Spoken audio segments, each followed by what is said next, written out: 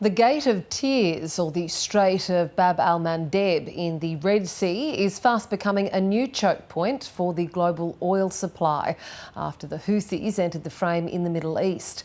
Yemen's Iran-aligned militants launched missiles into Israel at the weekend, and many are now concerned Iran may create a second chokehold on shipping if the US escalates to ground operations. Expert in political reform in Yemen, Sarah Phillips, says the Red Sea is important for much more than just the global supply of oil.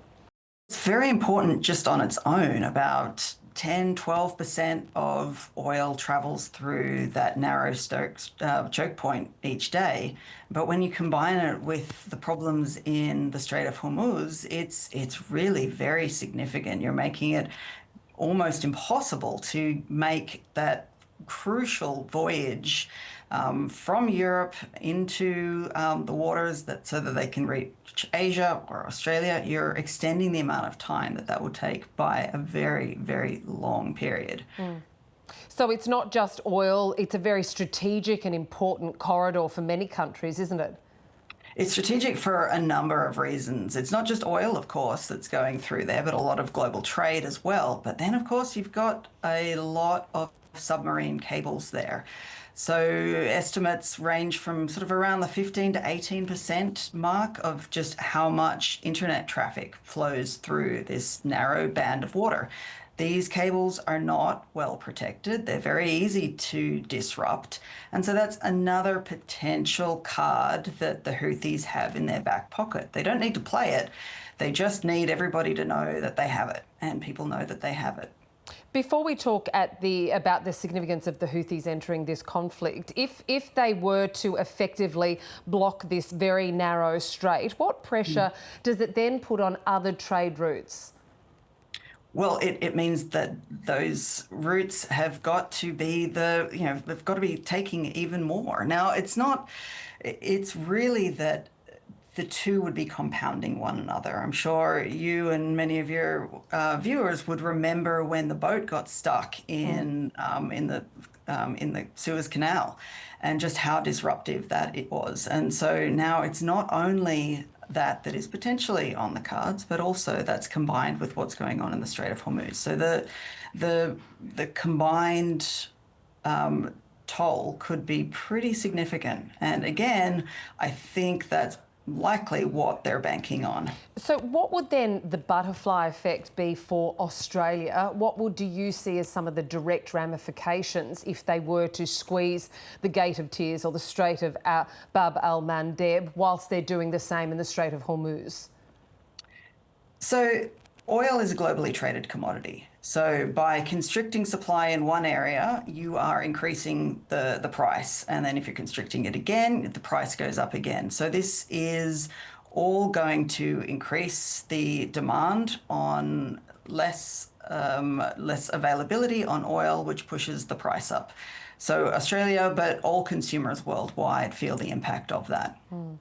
Let's talk now about the Houthis. What do you see as the significance of the Houthis entering this conflict as we saw over the weekend? So they haven't done a lot yet. They've launched some missiles that they announced and they were intercepted. But I think what they are likely to be doing is to be sending that signal to the US administration that there could be a lot more happening in here, that they're not going to stay on the sidelines, and that there is the possibility that further disruption could occur. Is there a cost to the Houthis? The cost is substantial, and that's something that I think is sometimes being missed in the commentary, which tends to see the Houthis as being almost a puppet of Iran, or a card that Iran can activate and the Houthis will say, yes, we will do that. That is not always the case. The Houthis have been perfectly capable of saying no to Iran previously. And they've done that when they've got real domestic considerations at play. And they do have real domestic considerations at play this time. They've also, they've stood back for quite some time. They were quite non-committal. And so the question is now, how much division is there within the Houthi ranks about what this could potentially mean for them? It could mean it could have devastating consequences of them that they are absolutely well aware of. What are those domestic considerations? Well, you could be inviting more attacks from the US and Israel, and those previous attacks have been catastrophic for the group. They've killed a large number of their leaders and they've taken out very significant infrastructure to the point where the leaders are very careful about coming out in public.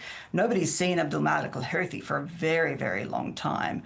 But even when you're going down in the ranks, people are being a lot more cautious about showing themselves at all in public. They feel correctly that they've been very well infiltrated by the Israelis, and they're very nervous about what happens if they throw themselves back into this fight in a substantial way.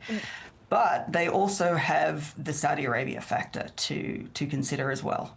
And what do you mean by that?